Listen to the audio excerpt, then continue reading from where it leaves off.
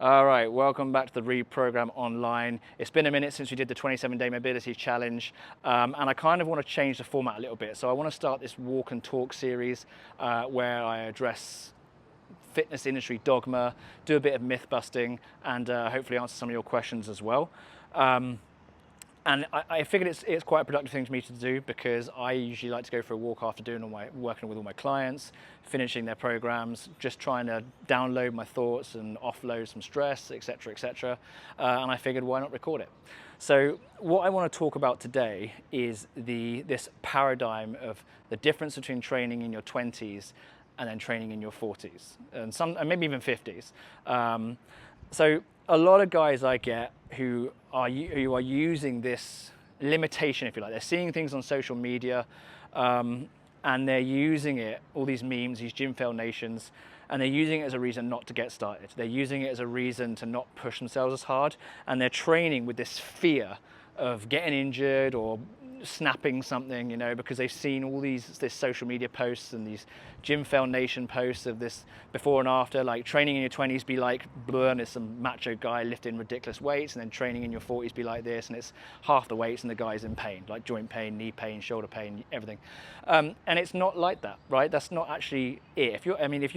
Yes, when you're 20, you're pretty invincible because you do not have a history of training. So your body is resilient. It can buffer off a lot of issues. It's only after you kind of accumulate so many years of training, like, you know, we see 10, 15 years later, you have like chronic shoulder pain, chronic knee pain, chronic back pain, and the cycle continues, right? Because your training is awful. It's not complementing your body. It's not giving you a stimulus to actually enhance your biology, if you like, right?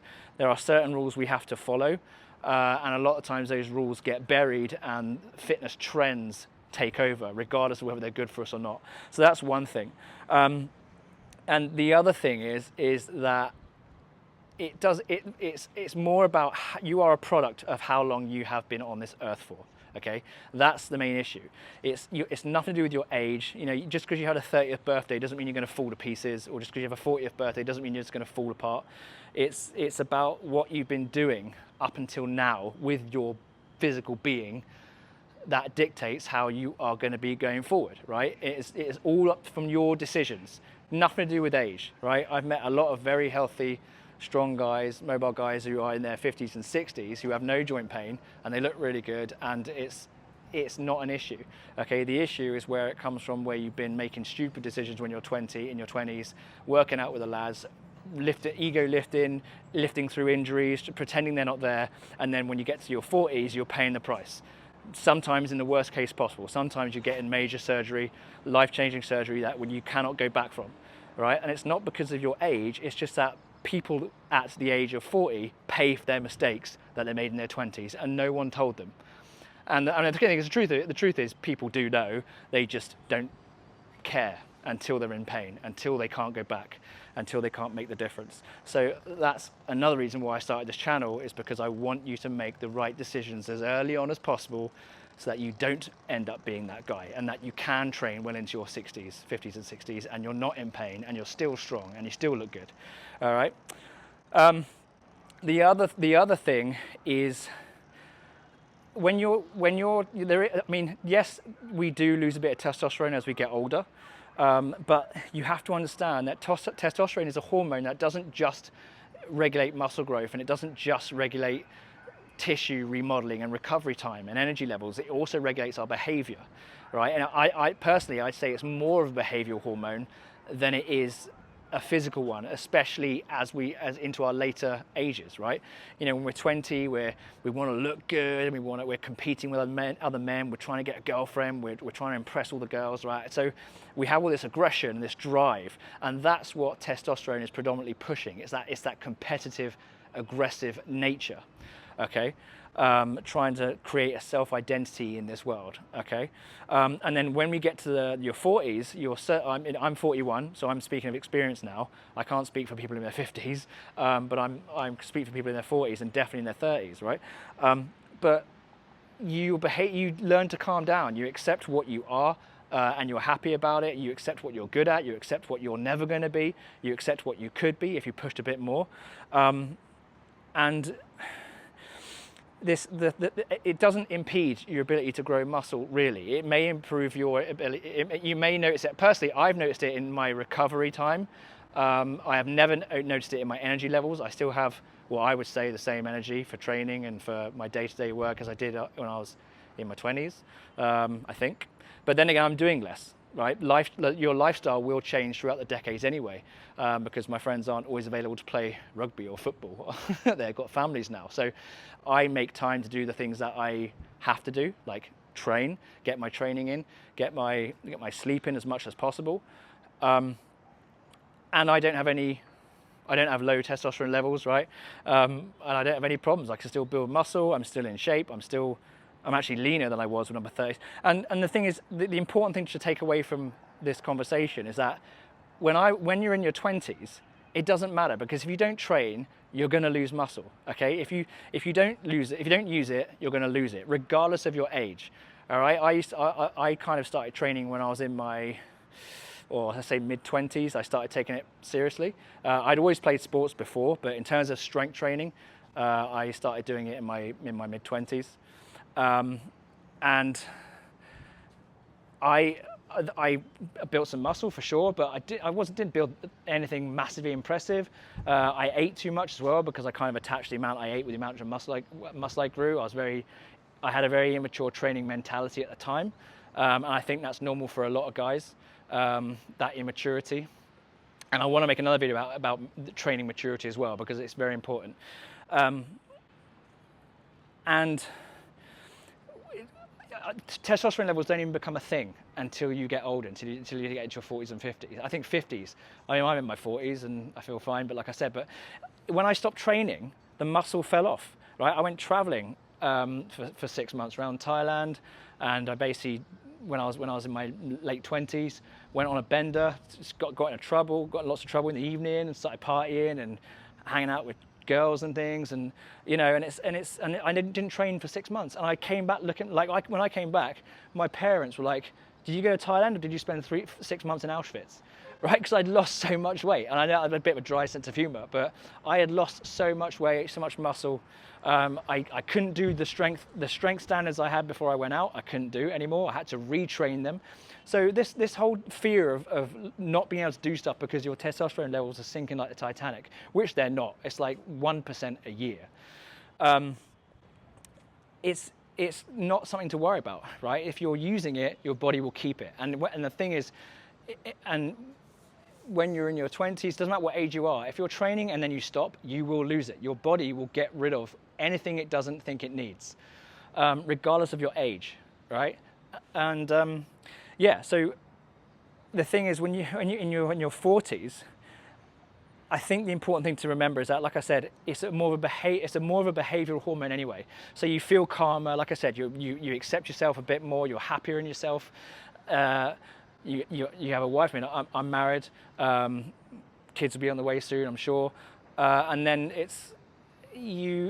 there's still enough in the tank to build substantial amount of muscle, right? That's always that amount. You will always have the ability to build muscle. Like I said, I've had clients of guys in their 60s who have built muscle, who have gotten stronger, who have increased their mobility. And the thing that you need is that, like I said, that training maturity, the discipline. What you do out of the gym, it matters sometimes even more than what you do in the gym.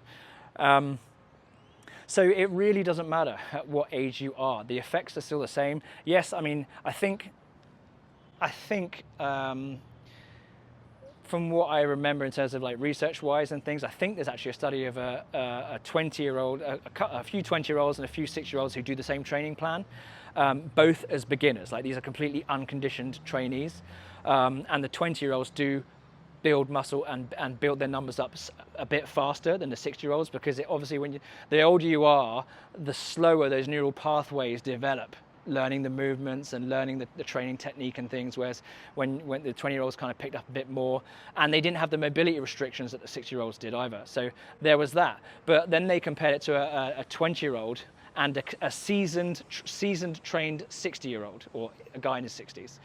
And he built muscle faster.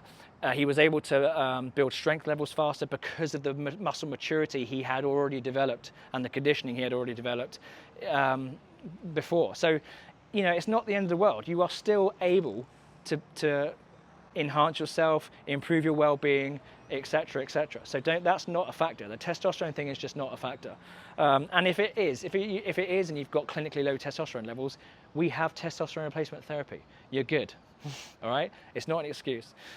And so, like I said, so in terms of what I've noticed, like going from training from when I was 25 to now, being 41, I'm in the best place I could be now. I'm not training in pain. When I was in my late 20s and early 30s, I had shoulder impingement, I had hip impingement, I had lower back pain, weak glutes, postural issues, you name it, the lot. I played lots of sports in my teens. And then basically I built up a lot of dysfunctions through that. I also did a lot of playing guitar in my youth, like sat down, hunched over a guitar, so that messed my shoulder mobility up. And training now is very much a subjective thing. I'm very analytical in what I need to work on, and I set a goal. And sometimes I will spend months not actually I'm not thinking like a bodybuilder at all. I'm thinking about the structure integration, the posture, trying to improve my structural health, right? And then once that's set in and I'm convinced that I'm clear, the joints are working really well, my mobility levels are sound, then I make them stronger and build the muscle on top of that. All right, and that's the way it should be. So in terms of my energy levels, I haven't noticed anything yet. But then again, I have been training since I was 25, so maybe I'm a bit more conditioned to what I'm doing, and my body knows, you know, I've got those nerve pathways set in. My body's more sensitive to absorbing the testosterone when it comes to muscle growth. My recovery, have I noticed much? Possibly, maybe on heavy days, particularly really heavy days, I may need an extra day off. But even then, an extra day off is sometimes great. I love a day off. All right, I'm disciplined when I have to go, but I also appreciate a day off, and I get other stuff done, and it doesn't make a difference in my performance the next day. So switch hands, get a bit of fatigue. So energy levels are great, recovery, possibly a day extra, but my the biggest change is my mentality. The biggest change in my training mentality. I'm much smarter in the gym. I've got obviously 15 years of experience to know routes not to go down. And there's absolutely no ego in my training at all. It's purely first I address my mobility, second I address am I strong in that mobility, and then if I have any asymmetries, I then work on balancing out those, and then I build that foundation, that strength and conditioning, and have fun with it because it's all pain-free. Like the joints are moving the way they should, and I'm just basically fortifying what I am. And that is the purpose of the Reprogram. That is why I want to make these videos as well, because there is a system out there and there is a method out there for you guys to use if you are prone to injury, if you're struggling with your physical development, or you're not happy with the program that you're on.